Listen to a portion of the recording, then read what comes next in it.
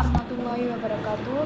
Berikut tugas membuat video makalah mata kuliah hadis tarbawi yang diampu oleh Bapak Syaifuddin SPD MA yang bertemakan peserta didik perspektif hadis yang beranggotakan Hada Taufikur Rahman, Syahrul Inayatullah, dan Zilda Briliani Arnya Sabilahak dari kelompok 10. Saya akan menjelaskan tentang hadis yang pertama, yaitu hadis Ad-Darimi nomor 341 tentang keutamaan ilmu dan orang alim, yaitu yang dalilnya Akhbarana al-Mu'alla bin Asadin hadatsana Salamun huwa bin Abi Muti'an qala sami'tu Abul Hazin yuhadditsu an Duhaki qala Abdullah bin Mas'ud aqdu aliman aw muta'alliman wala khaira fima siwahuma, yang artinya telah mengabarkan kami kepada Al-Mu'alli bin Asad telah menceritakan kepada kami Salam ibnu Abu Muti. Ia berkata, aku mendengar Abu Al-Hazaz menceritakan dari Adil al-Haq. Dia berkata, Abdullah ibnu Mas'ud berkata, jadilah kamu pada waktu pagi seorang alim atau terpelajar, dan tidak ada kebaikan selain keduanya.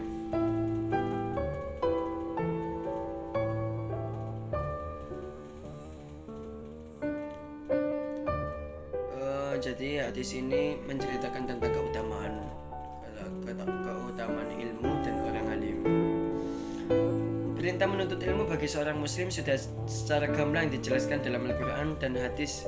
Hukum wajib bagi orang muslim laki-laki maupun perempuan sebagaimana Rasulullah SAW bersabda, mencari ilmu adalah kewajiban setiap muslim, dan siapa menanamkan ilmu kepada yang tidak layak seperti yang meletakkan kalung permata, mutiara, dan emas di sekitar leher hewan. Dan saya pun pernah mendengar tentang ada buku yang ada dalil yang mengutamakan ilmu, yaitu al-ilmu afdalul minal mal, yaitu ilmu lebih utama daripada harta.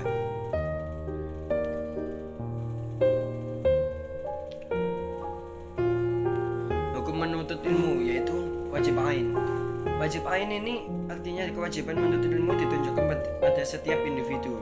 Hal ini berarti tidak akan gugur kewajibannya bagi tiap individu bila tidak dilaksanakan.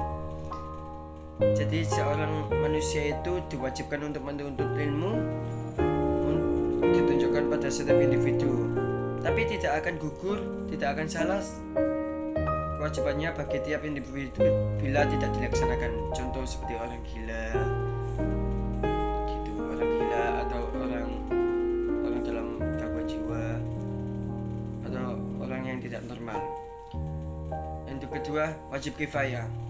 Sementara itu maksud dari wajib kifayah adalah sebuah perintah wajib yang ditunjukkan kepada sebuah kelompok, bukan individu. Arti sebuah kelompok, bukan seseorang atau individu.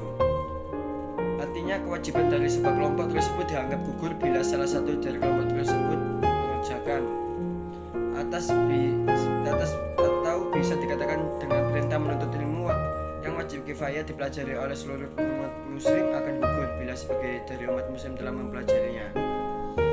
Ilmu yang dimaksud dalam hukum wajib kifayah adalah ilmu yang berfungsi untuk kesejahteraan manusia, yaitu misalnya ilmu hadis, ilmu tafsir, ilmu bahasa Arab, ilmu usul fikih, ilmu hitung, ilmu kedokteran, ilmu kontraktor, ilmu biologi, dan sebagainya.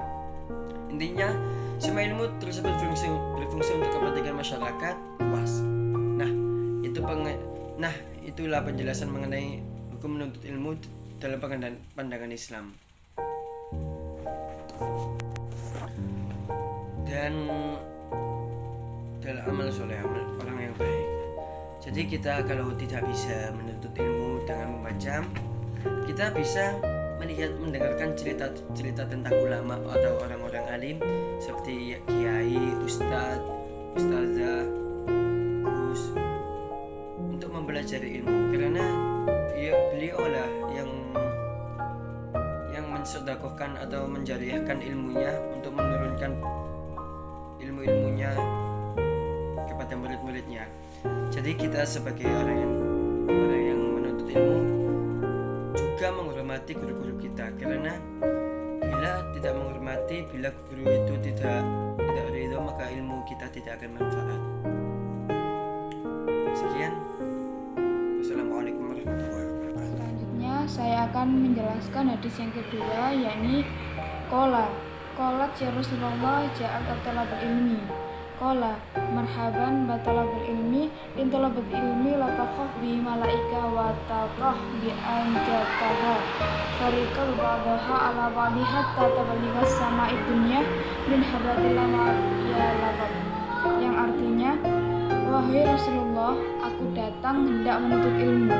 Rasulullah pun langsung merespon, selamat datang para penuntut ilmu. Sesungguhnya para penuntut ilmu akan dikelilingi oleh para malaikat dan akan dinaungi dengan sayapnya. Malaikat saling bertumpuk-tumpuk sehingga memenuhi langit dunia. Itu semua dilakukan karena mereka sangat cinta dengan apa yang mereka jalani, yakni thalabul ilmi. Hubungan hadis ini dengan pendidikan, yakni untuk bisa menjadi penguat bagi orang tua yang baru saja memulai menyekolahkan anaknya kepada lembaga pendidikan Islam, ataupun orang tua yang baru saja memondokkan anaknya di pondok pesantren. Karena orang tua tidak perlu khawatir akan segala sesuatunya, sebab Allah akan menjamin dan menjaga orang yang menuntut ilmu. Dan orang yang menuntut ilmu akan senantiasa dijaga Allah, terlebih pada orang yang ilmunya dipelajari menjadi semakin mendekatkan dirinya kepada Allah dan menambah kecintaannya kepada Rasulullah SAW. Dan Allah juga menjamin keamanan, keselamatan lahir batin orang-orang yang menuntut ilmu dengan mengirimkan malaikat-malaikat yang menjaganya setiap waktu. Menuntut ilmu selain untuk berniat membuang kebodohan diri, dan Allah akan menggantinya dengan ilmu sehingga meraih keselamatan dunia dan akhirat. Selain itu, berniat untuk menuntut ilmu adalah untuk menghidupkan agama yang telah dibawa Rasulullah sampai saat ini.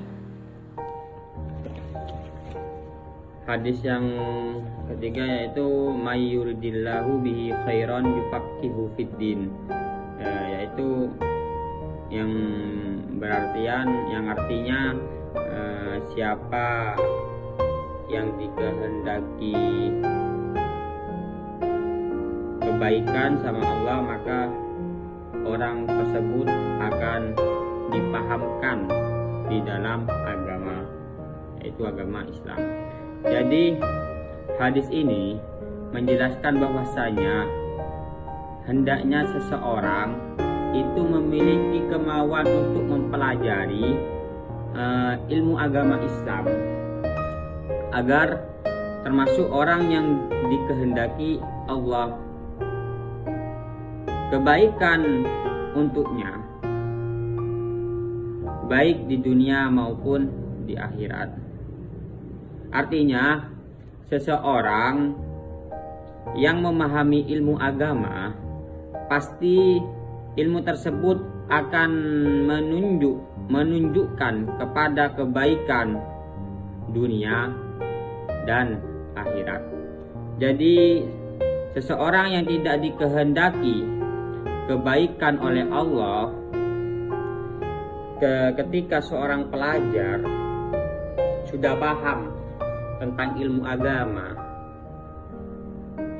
atau sudah paham di dalam ilmu agama, maka kebaikan akan muncul, yaitu kebaikan berupa di dunia maupun di akhirat.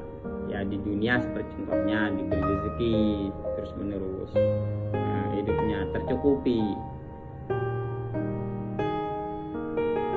atau kebaikan di akhirat, yaitu berupa surga.